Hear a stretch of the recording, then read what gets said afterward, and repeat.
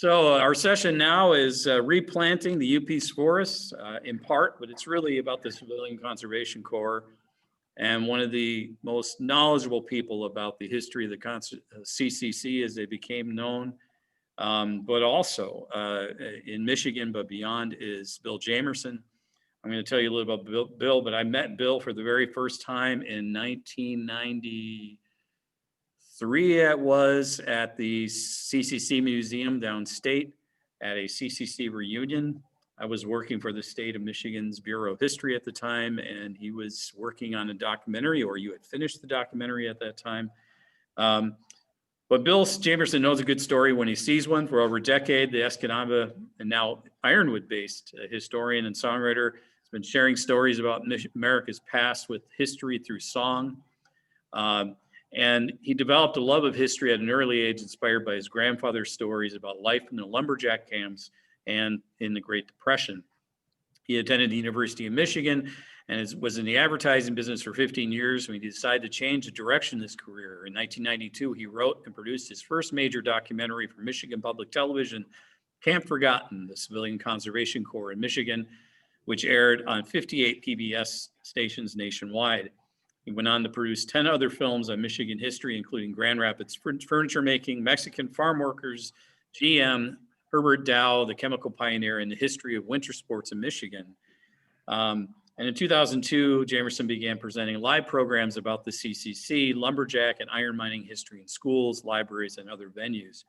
And his programs included original songs played with his guitar. Most of the songs are based on stories collected from people with firsthand knowledge. And these problems include short video clips from his, or programs include short video clips from his films, which we will see. In 2007, Jamerson published a historical novel on the CCC.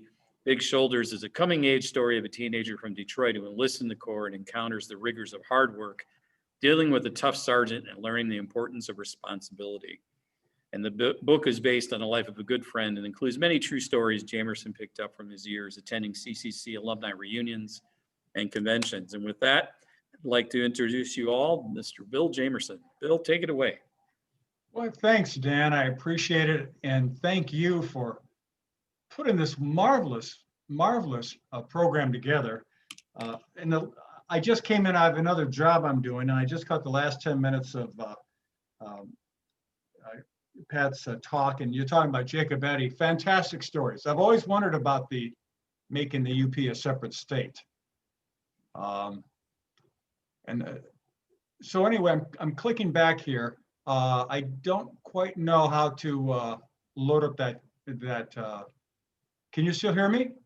Yeah, with regards to the video, if you open it up, open the video up in your computer screen, then you will yeah. Then click on the share screen button down in the bottom of the Zoom window. Share screen. The share screen. Okay. All right, I'm going to, I got to go back into launch meeting. Leave and join. I'm going to join new meeting. No. No, you don't have to join a meeting, Bill. All you got to do is click on that share screen button at the bottom of the screen, Zoom screen. Well, I've lost it. I've got the. If you want to leave the meeting and rejoin, then maybe that'll help. I think I'll just go ahead and talk. If you would like to just, can you pull it up from your side, Dan? I probably can. What I was going to suggest is it's Camp Forgotten on YouTube, and just put it on mute, and it can play in the background while I talk. All right. That might be too distracting. Maybe you can stop it on an image, okay?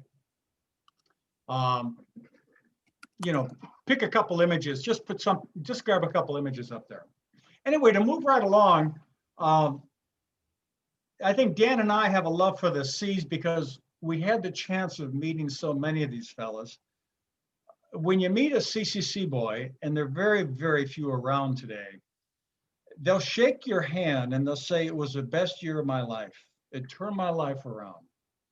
It turned me from a boy to a man. And they're so sincere, so grateful for it. you can't help but think, what was this experience they had? And it impelled me to produce an hour-long documentary, which you're just seeing. And from that documentary, I was invited to their reunions, to their conventions and their national meetings. And it just kind of spiraled and snowballed. And I met so many of these wonderful gentlemen.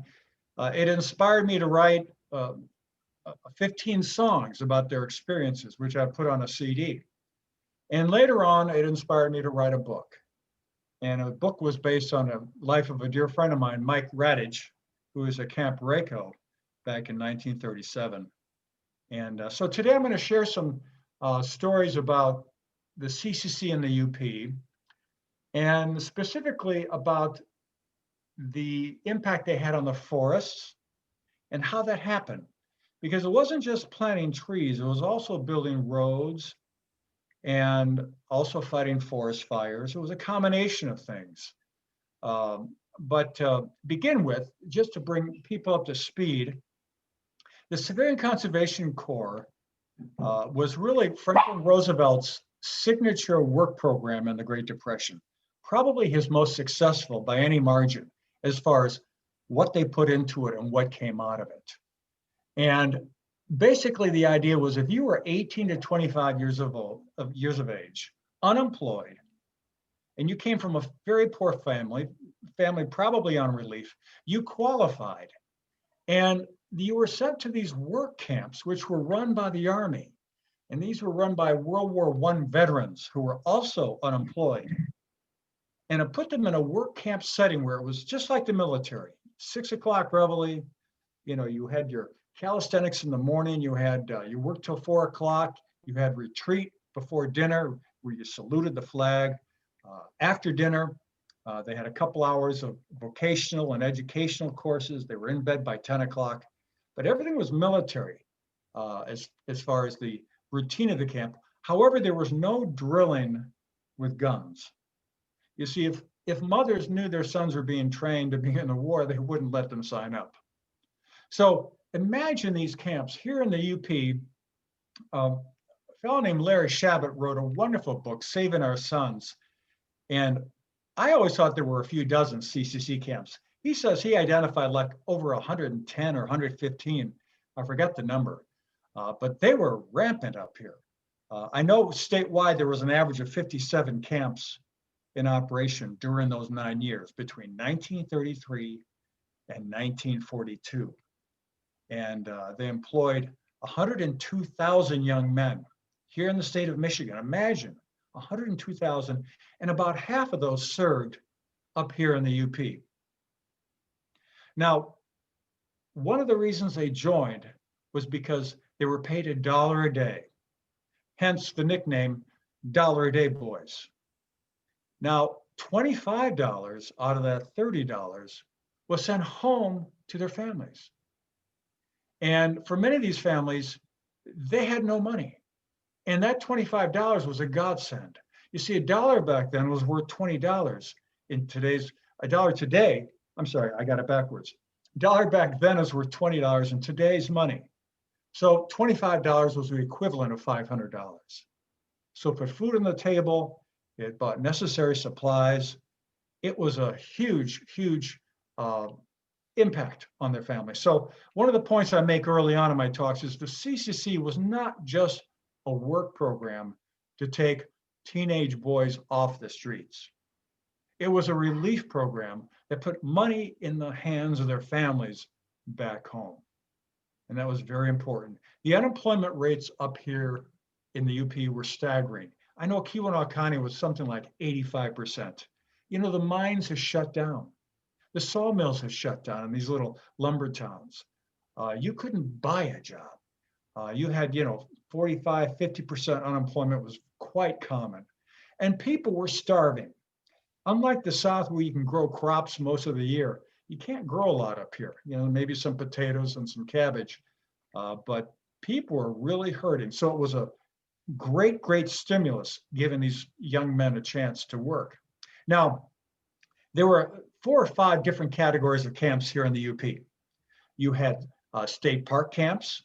And by the way, if you go to ccclegacy.com, ccclegacy.com, you can click on a link, sites in Michigan, campsites in Michigan, and it will list them. There's like, 150 camps, in every little town in Manistee and Escanaba and Marquette and these little towns out here.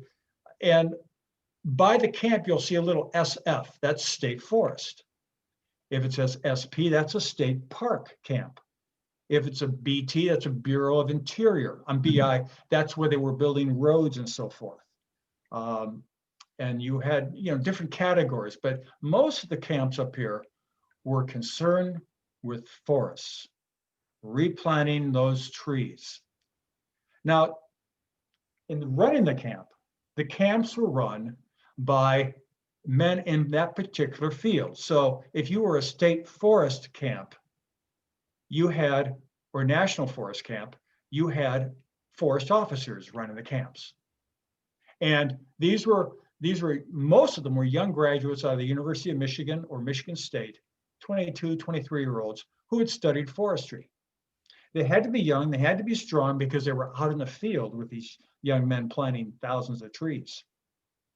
So while the camps were run by the Army to maintain discipline, the field projects were run by people who specialized in that particular work.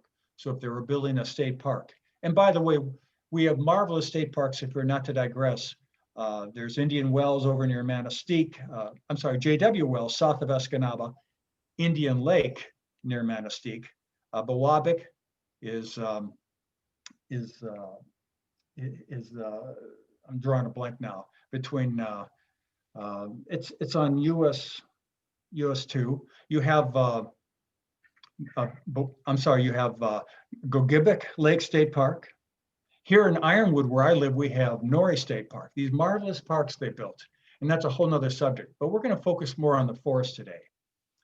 But I'd like to take you back for a moment, what it was like up here in the UP back in the 1930s. I think most of you know about the lumber story. The lumbermen came, they took down these marvelous forests, these old growth forests, and they left the slashings. Those are all the tree branches and the tree tops. So at the turn of the century, you could go out and look and for miles see nothing but treetops and branches. It was a mess. Well, after 5 or 6 years, those things become tinder dry, and that's when the lightning strikes would turn them into these ravaging forest fires. And those forest fires did as much damage as the lumberjacks did as far as removing the forest. People don't think about it. So if the lumberjacks, harvested, let's say a third of the state, another third was deforested by forest fires. So what's important to remember is those forest fires depleted the soil. They burned off that rich humus, that topsoil. So when the farmers came along, those good Swedes and Finns, and they removed all the stumps, they took out all the stones, and they started growing crops, and they had bountiful crops. They called it cloverland. That's how the UP was marketed back in the 1920s, with a big cornucopia. Welcome to cloverland. Well, after about 5 or 6 or 10 years, that soil turned to sand. And the crop yields went down, commodity prices went down. And what happened was farmers were abandoning their property. They couldn't pay their taxes. They couldn't pay their mortgages. They up and left. So by 1933, when Roosevelt came in, there were thousands of acres up here which had reverted back to the state. And a lot of them were in horrible shape. They called them sand blows because there was exposed sand. And there'd be barbed wire fencing and a little clump of bushes over here and a few trees there, but the land was gone. So the opportunity existed to plant trees, because pine trees are about the only thing that will grow in sandy soil. If you think about it, you can't plant much else. So the first thing they did was to create a huge nursery over in Watersmeet. And they had 2 CCC camps that provided the manpower. And those young men would go out and collect pine cones. By the way, they would pay the little neighbor kids, a nickel or a dime, a bushel basket for pine cones. And then they would take those pine cones and put them in a pine cone heater. I forgot the name of it. But if you visit the CCC Museum in Roscommon, they have a little shed there, which was kind of like the seed shed, I think they call it the seeding shed, where they heated the pine cones, and it would shake those pine cones and release those seeds, and they collected, millions of these seedlings: white pine, jack pine, spruce, what I forget, red pine, and then they would use those seeds to use in the nurseries. And they would plant those seeds, and after 1 year, they would be about 6 inches tall. They would harvest those seedlings, shake them loose, separate them, replant them for 1 more year until they were about 1 foot high. Now, the Watersmeet Nursery, I can't say enough about them because they were producing, upwards of 15 to 20 million seedlings a year. And those provide the backbone for the reforestation of the Ottawa, Hiawatha, and the Marquette National Forests. Now, the Marquette National Forest was merged into Hiawatha. I don't know quite when, I'm thinking the 40s. But so these thousands of acres were reforested from seedlings from the Watersmeet Nursery. And by the way, later on in my video clip, you'll see them working, separating those trees. And many of those trees came into northern Wisconsin as well. Now, the young men were supervised, as I said, by these forest officers, and they would have a planting bar, which they called a dibble, or a spud bar.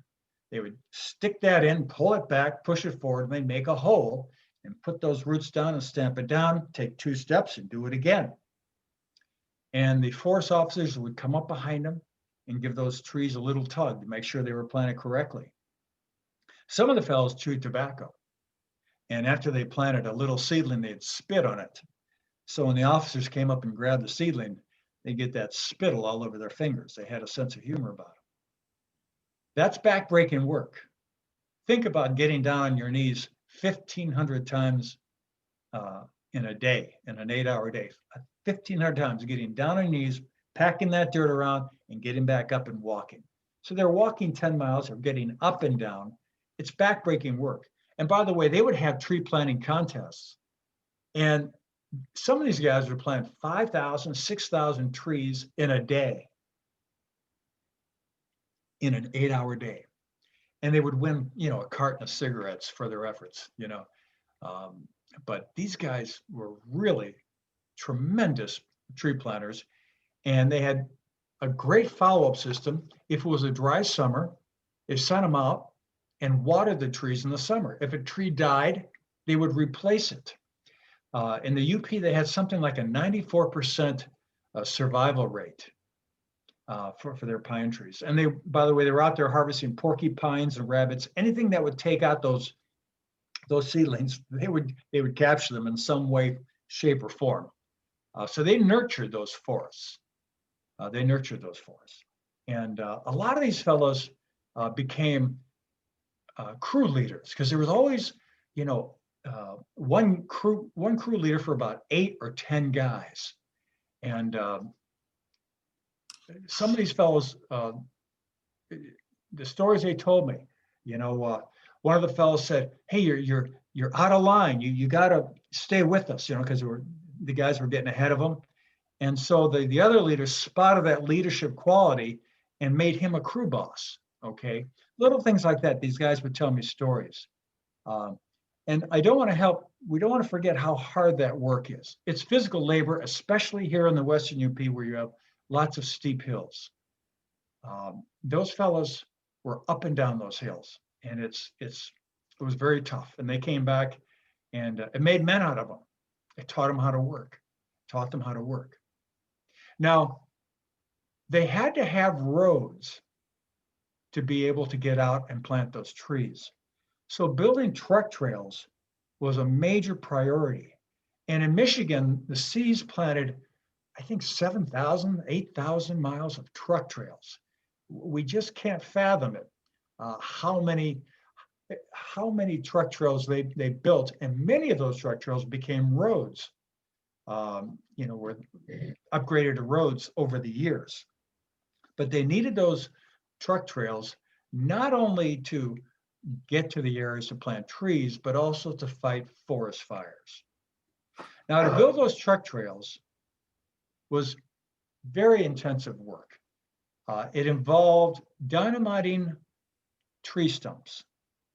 And in Larry Shabbat's book, Saving Our Sons, I recall how a couple young men lost their lives in outside of Munising. It was, I'm guessing, Camp Kentucky. Some explosives went off. And I know down in Johannesburg, down in Lower Michigan, I just run into these stories. Dynamite is very dangerous. They called them powder monkeys, the guys that worked with the dynamite. One fellow down in Wisconsin said, we had a powder monkey. He was so good. He could make that tree stump, go 3 feet to the left, 3 feet to the right. He was very talented working with dynamite. He said they were out on a Saturday night carrying on, and they were in a hotel lobby, and there was a statue of a Venus woman holding her hands up, and the guys dared him if he could blow off, one of her fingers with a blasting cap, and he put it up there and popped it right off. It took off real fast. But all joking aside, building those roads and truck trails was hard work. Now the C's used Caterpillar tractors, and the fellows that drove those tractors were usually farm boys. And some of these camps would have a half dozen tractors. And to separate the men from the boys, they'd park them in a big circle very tightly. And if you could unpark that tractor, you got that driving job. And they were out there blazing trails into the woods. Okay, those weren't really roads, they were truck trails, just to get trucks. But they also upgraded a lot of two-tracks in the UP and turned them into roads. I think most of you know what a two-track is. That's basically a horse-drawn wagon. Back in 1920, outside of coming into Marquette, you could find roads coming in and there'd be a big maple tree every half a mile. They would plant those maple trees as shade trees for the horses. Well, the C's would come in with their Caterpillar tractors and smooth out those roads. They would dig ditches on either side and elevate those roads, raise them by 2 or 3 feet. Okay, so now you have a real road that's elevated with ditches, and then they would crush gravel. Now, crushing gravel was essential in road building. It doesn't make any sense to build a road on dirt. It's just going to get washed away. So the C's were out there quarrying rock, which is a whole nother story of how the process of how they did it, very primitive, and crushing gravel. And a lot of this work, was dangerous. I had a fellow tell me how he broke down into tears when he told me how his buddy lost his hand in a gravel rock crusher and making gravel. So these men, a lot of them were, 16 and 17 years of age doing man's work. They lied about their ages. I've had hundreds of them over the years tell me how I was 15, I was 6, used my brother's driver's license, and my family was hungry. I had to go in. I mean, these guys, they'd do anything to get into the C's because that money was going home. By the way, this picture we're seeing right now of the nursery is Chittenden Nursery, which is in the town of Wellston outside of Cadillac. And here they are, they're pulling up the those are year-old seedlings we're looking at that they're pulling up. Chittenden Nursery was also prolific, producing over 15 to 20 million seedlings a year as well. But getting back to the road building and truck trails, it was absolutely essential to be able to fight those fires and to reach those areas for reforestation. Now, hand in hand with road building and planting those trees was fighting the forest fires. The challenge here in the UP was people were starving And the county was paying 15 cents an hour to fight forest fires. So a lot of the people in these local towns were going into the woods and starting forest fires intentionally for the opportunity to have work.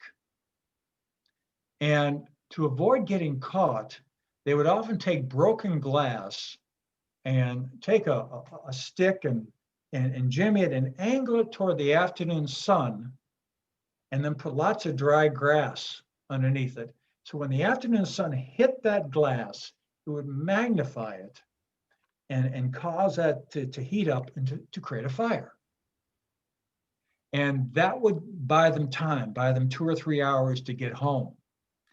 I've had several CCC boys tell me how they would find broken glass out of the site of these fires. So it was very well known how the fires were being started.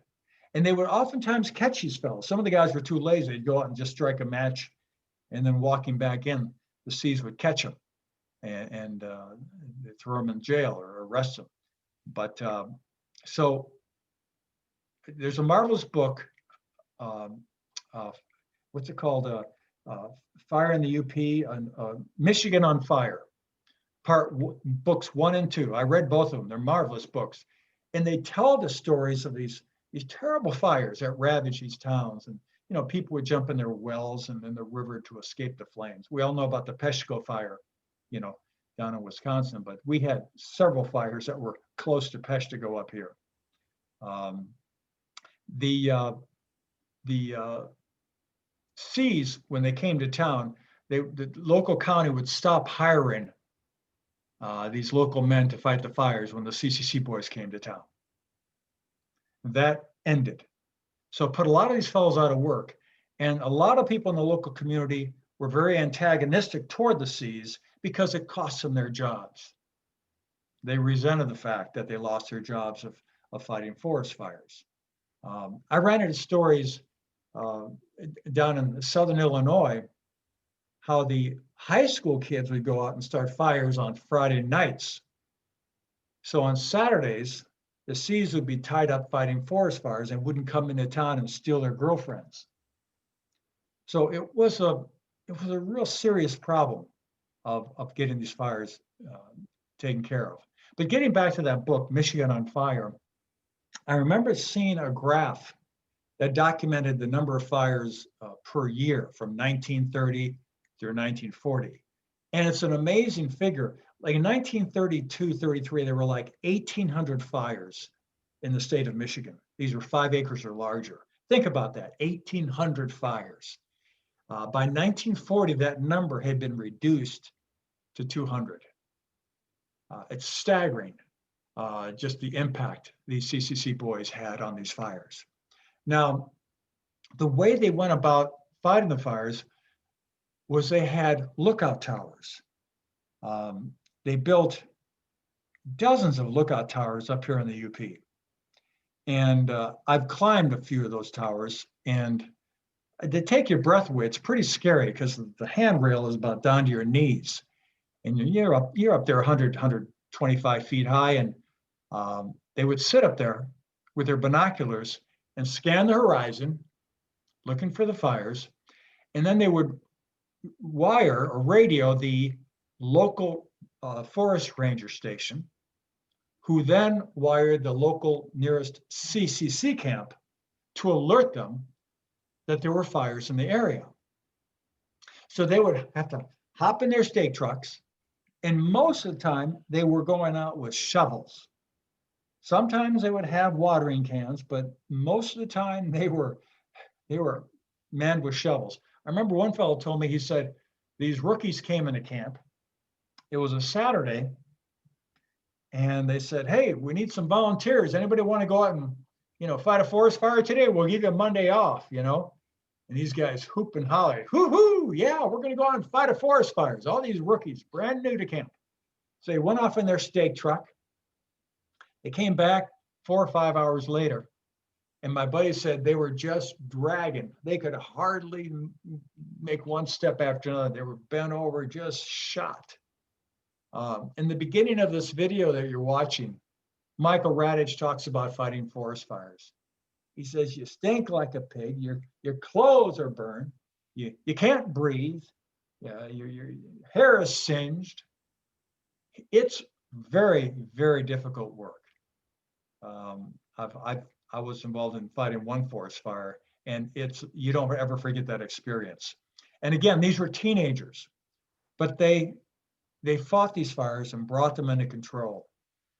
And the stories they told me, how they hopped in the river, how they had to outrun the flames. One woman said that her dad was in the seas. He was fighting a forest fire, and they were trapped out in the woods. And the crew chief said, fellas, we got to go back to camp. It's too dangerous. And he started leading the men in one direction. Well, her father had grown up in the woods. He knew his way around the woods. And he said, I don't know where you guys are going, but I'm going back to camp. And he started walking the opposite direction. So the guys all kind of looked from the crew leader to this other guy and said, we're following him. And sure enough, he led them back to camp and made it out safely.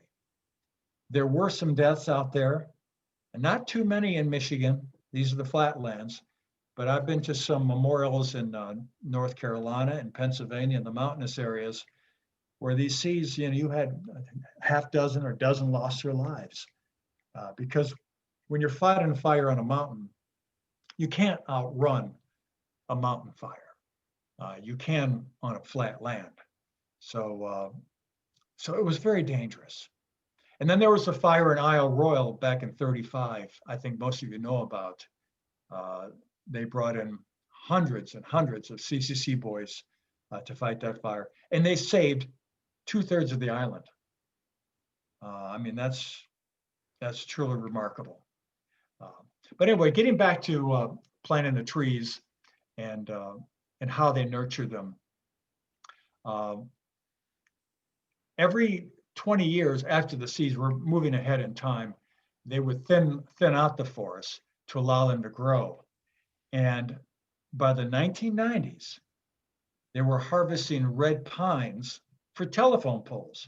These are 60, 65-year-old trees. I was surprised they grew that fast, but that's just the right size for the red pines.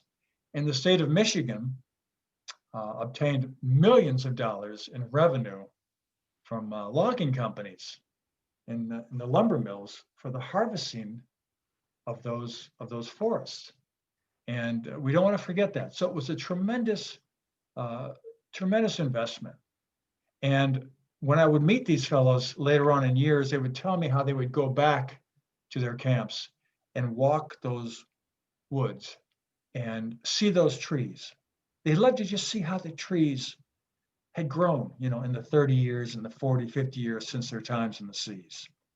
Now, trees and forests regenerate themselves. We know that, but the seas sped it up by 50 years. And that's what we don't want to forget. They sped up the reproduction of the forests and brought them back. And why is it important? It was also important for habitat, for the deer and the animals.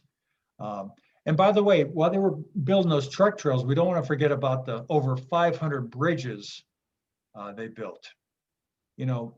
There were areas of the UP that were simply inaccessible. I should say inaccessible, because there were so many rivers up here.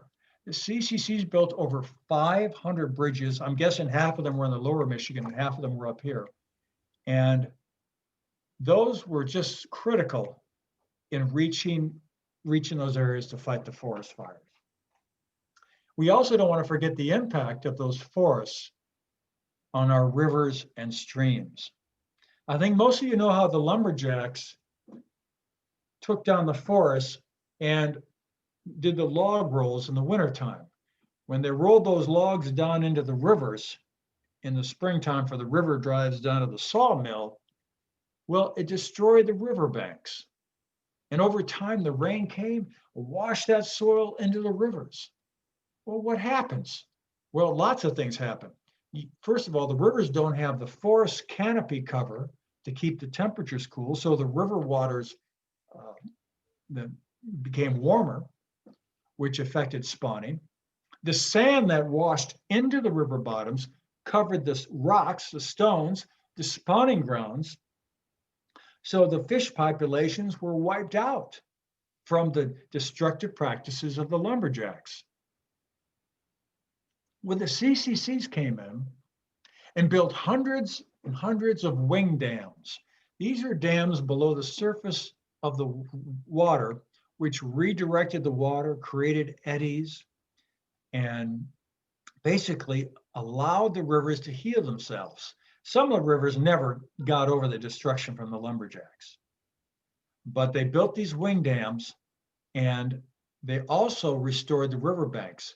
They put riprap down, they planted grass, they would put like fencing material down.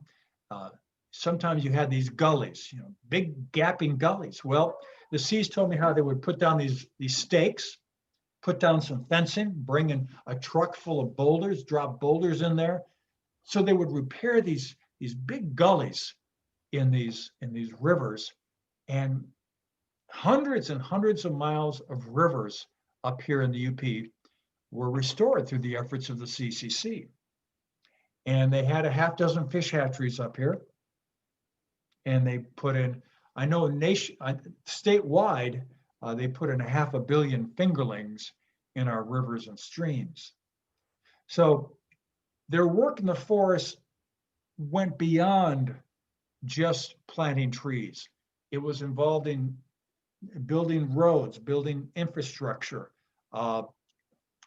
viaducts and culverts, and repairing the rivers and bringing in fish.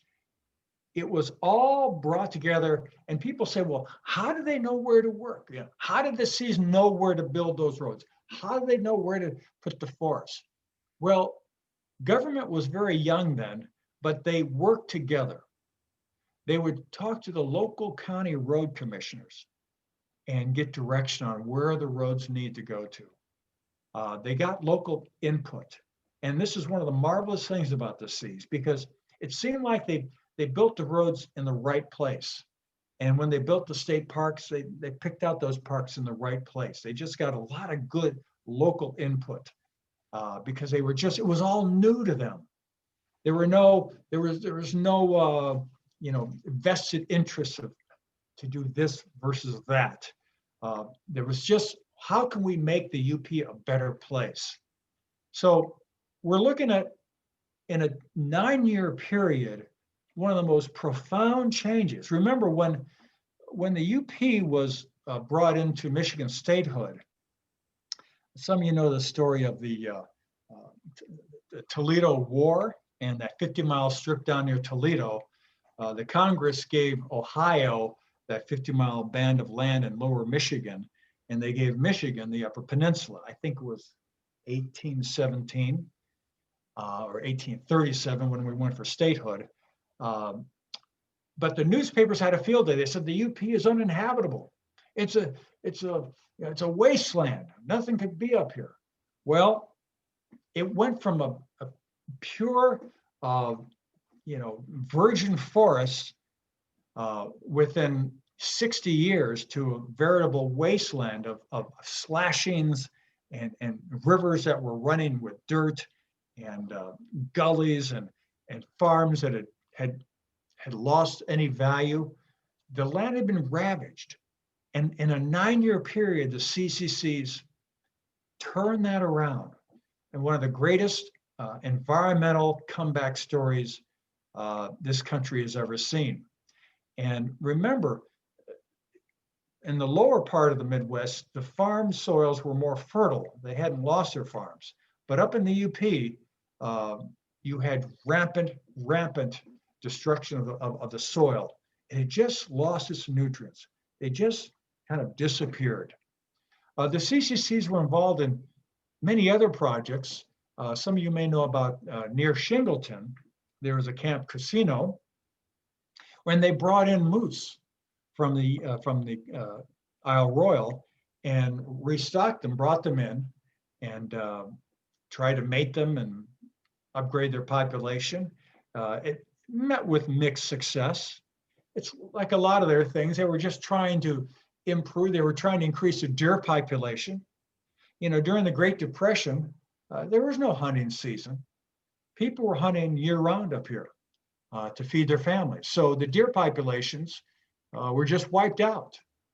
So the Cs were trying to do what they could to cultivate those deer. They would capture them, bring them in, put them in a pen, and feed them, give them hay, because they were starving. The deer, there were no cedar bushes out there to eat, and they were hungry.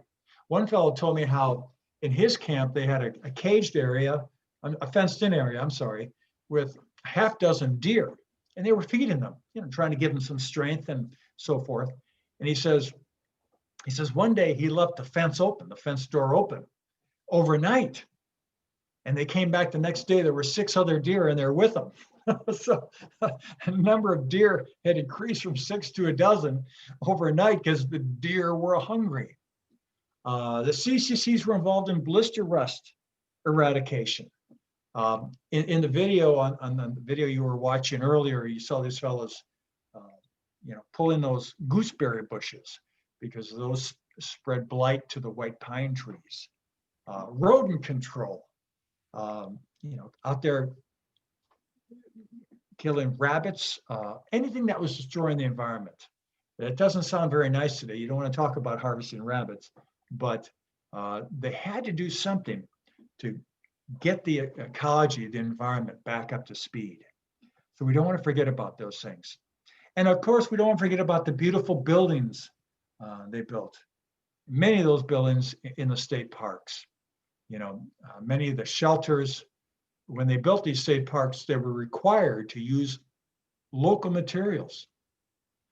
They were harvesting timber on the property. So if you go to Biwabic State Park or Lake Ogibic State Park, those trees that built those shelters came from that land, and they quarried rock and stone. If there were field stones, they would use that. If there was river rock, they would use that. That's why these state parks seem to blend into their environment so harmoniously. And they had a very wonderful method of approving the plans. I mean, all the plans for the state parks were designed locally, but they were sent nationally to Washington, D.C. to be overseen, to be reviewed. And that's why they had such high standards. Earlier in the 1920s and turn of the century, many parks were symmetrical, straight lines going from point A to point B. When they created these state parks, they wanted to use what they called the prairie method of design. They wanted to build parks that were more in harmony with the environment. So if you had a tree in the way of a walking path, the path would go around the tree. You would have a shaded area where you could look out over an open area for the view, for example. Instead of building one massive parking lot, maybe the parking lot is broken into 3 or 4 different levels, with trees buffering between them to make them, more blend into the environment. So a lot of care was put into the design of these state parks. And the CCCs, they built not only the hiking trails and the shelter buildings, but they built the beaches. They built the park furniture. Every state park CCC camp had its own carpentry shop, and they were building the picnic tables and the park benches and the signage. And a lot of these fellows learned carpentry skills. And by the way, when you go to a state park in the UP, look at those entrances. Those entrances almost always are the original entrances they built, 80, 85 years ago with the beautiful, stones. And by the way, if you ever go to a state park and you go in the shelters, look at the hardware, the lighting fixtures and the door hardware. Those are built in the blacksmith shops in those state parks. And every park you go to has different lighting fixtures because every state park had a different blacksmith working with these young men. And those are the little things I look for when I go to the state parks. That's where you see the handiwork of the CCC boys. You have to look for it but it's there. And now, Dan, I think we're getting close. How are we doing, Dan? Well, we've got a few more minutes. Okay. Well, we've got 13 minutes, but I'd like to save time for any questions anyone have. Anybody has any questions for Bill, please type them into the Q&A button down. Click on the Q&A button at the bottom of the screen and type those in. But you have a few more minutes, Bill, if you'd like to go. Okay. Oh, okay, great. All right. And feel free to interrupt me if anyone has questions out there. Everyone always asks me about the food at CCC camps. What do those guys eat? When they came into camp, a lot of these fellows had never seen food to that amount before. I remember in Larry Shabbat's book, Saving Our Sons, a fellow said, he didn't know that amount of food ever existed. These fellows would come into the mess hall, and they would oftentimes pick up the food with their bare hand and start shoving it in their faces because they'd never seen food that much. And the cook would come out with his cleaver, sit down, we use silverware around here. Now, a lot of the food was obtained locally. They patronized local farmers. And that's one of the ways they won over the locals up here in the UP. On produce day on Saturday, the farmers would bring their leftover produce from market, cabbages and potatoes and beans, whatever they had. And they would bring them to the CCC camps.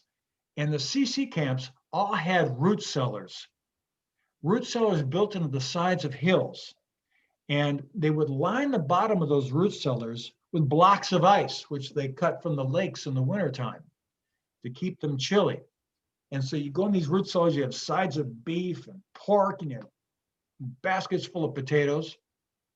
Now for breakfast, it was chipped beef on toast, bacon and eggs, ham, fried potatoes, basically all you could eat. And these fellows would just pile it down. Now for the meal times at lunch, they would take those meals out to the men out in the field, and hot canisters of tomato stew and beef stew and hot fresh baked bread. And they'd sit on logs, they would eat out there in the woods, okay? Now for dinner, they came back into camp, and that's when they would put on their uniform and go up to the flag and have reveille I'm sorry, not reveille, but slips my mind, at 5:30. Then by 6, they would be up at the dinner, and they would serve them, roast pork and ham and just meat, chicken and beef and potatoes, the meat and potatoes, and it was served American style. And you had to grab your food fast because it went fast. And they always got nice desserts. Every camp had a baker. You had cake and ice cream and cookies and pie. And by the way, when you got your dessert, you always spit on your dessert before you began eating, because someone else might steal your dessert. One of the boys in camp might take it. And they loved their food. And a lot of these fellows told me how they had never had desserts before. In fact, one fellow said he said he was eating his soup, and this fellow was on his third bowl of soup. He said, "How come you're eating so much soup for?" He says, "I'm hungry." "Well, save some room for supper." "Well, I thought this was supper." "Oh no, we get dessert too." "Well, what's dessert?" The fellow had never heard of dessert. So the average C put on about 20 to 22 pounds. Many of them told me how they put on 30 pounds in 1 year. So it was a 1-year term of enlistment, but by 1937, they could re-up for a second year. Another critical aspect of the Cs we don't want to overlook is the education they got in the evenings. From 7 to 9 o'clock at night, they were required to take some educational program, whether it was getting their 8th grade diploma, vocational. They would bring in these local experienced men from town, And they would teach these young men welding, engine repair, electrician, carpentry work. They kept them busy at night. A lot of them took college correspondence courses with University of Michigan. You know, introduction to business, accounting principles, forestry. So from 7 to 9, it was all about learning. They kept their uniforms on after supper. And that's how they maintained discipline. One fellow said they had to keep us busy. If they didn't, you know, there'd be a lot of fights going on. Not only that, they had every camp had its own swing band music, you know, maybe bluegrass music. They had radio clubs, ham radio clubs. They had their own newspapers. They kept them busy. So when I met these fellows 60 years later, they would say, you know, the CCC was like a combination of high school, college, and Army, all wrapped up in one. That's why they were so passionate about it 65 years later. They just learned so many skills. And people that come to my talk say, wow, I learned more about my dad in this hour talk than I have in my whole life. One woman said, my dad built us a ping pong table. And they were out in Nebraska or something. She says, nobody played ping pong. You know, I always wondered where he played ping pong. Well, every CCC camp had a rec building. They had a pool table and ping pong tables. And they had a canteen. You know, you could buy a candy bar for a nickel. By the way, going back to the beginning, they earned $25. They earned $30 a month, but $25 was sent home to their families. That allowed them to have $5 for spending money. And that's where they spent it. Canteen, going into towns, you could go to a movie for a dime. And by the way, a lot of these CC boys met their wives. Oh, yes. The fellows would go to church on Sundays, and they would walk the girls home after church on Sunday. One woman told me that her father was in church service with his buddy, and he turns over, he says, you see that cute girl? His buddy says, see that cute girl over there, that brunette? I'm going to ask her to walk her home. Her dad said, too late. She's already been asked. I already asked her. Well, he was bluffing, but he ended up asking her and walking her home, and that became his wife. So many amazing stories how these fellows met the local girls. Remember, the local fellows were broke. They didn't have 2 cents between them.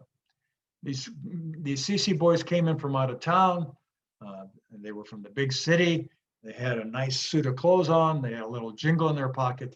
So the local girls were attracted to the CCC.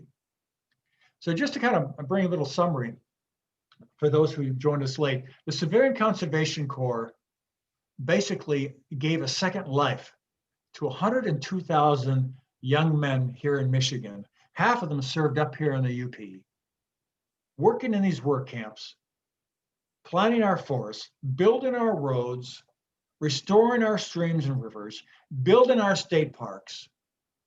And today we celebrate their contributions. And it's hard to see their contributions unless you go to a state park or drive through a forest, but it's out there. They left a tremendous legacy. Dan, what do you think? Do we have anybody out there? Well, we have some comments. One was just a shout out to the National Civilian Community Corps that's still around today, open to men and women. And it's a great opportunity to travel the US and earn some money for college. So I wasn't aware of that. That's a great thing. But some people have been asking about ways to get more information. Could you give them some resources or links? Yes. Okay, my favorite link is ccclegacy.org. ccclegacy.org. You can find pictures from Michigan. You can find campsites from Michigan. It's a national organization which collects information and puts on an annual convention and so forth. We have a CCC museum at Tequamanon Falls State Park. Tequamanon Falls Logging Camp outside of Newberry. Okay. And there's also the CCC Museum in Roscommon. It's just off of US 27 as you're headed south. And for those in the UP, my favorite museum in Wisconsin is in Rhinelander at Pioneer Park. If you ever get a chance, that is just one of my favorite CCC museums. It's only open from, most of these museums are Memorial Day to Labor Day. But I would recommend those. Larry Shabbat's book, Saving Our Sons, is really a must read for anyone interested in learning about the season in the UP. And you can find it at the library or order a copy, I'm sure, online, Saving Our Sons. And probably the definitive book is We Can Do It by a fellow named Charles Simon, Symon. The name of that book again is We Can Do It, A History of the CCC in Michigan, 1933 through 1942 by Charles Simon. That book, I met Charles when I researched my original film, and it's tremendous. Well, Bill, by the way, I have a website. It's billjamerson.com, and you can see my travel schedules all canceled for now. But hopefully in 2021, I'm coming to your town to do a library historical society. And by the way, if you'd like me to come to your town, talk to your librarian, talk to your historical society. Please contact me. We'd love to come visit you in 2021. Great, thank you, Dan. Thank you, Bill. And I can give a plug for Bill. We've had him here for programs. He does an amazing job. It's just a wonderful presenter.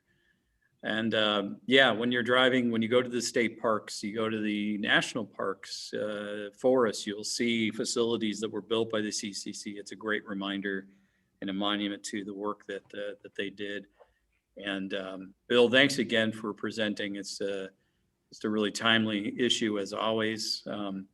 And you did a great job. I'm glad we could. Also, the movie, your movie is on YouTube, so people can watch it. Camp Forgotten. Highly suggest watching the entire film with the audio, but it really fit well with your talk, actually. So yeah, hopefully it kept him busy. So yeah. Great. Well, thank you so much. Apologize for the technical issues, but I appreciate being here. No, we worked it out. It went really well. Yeah. Thank you, Bill. Thank you. Have a good day. You too.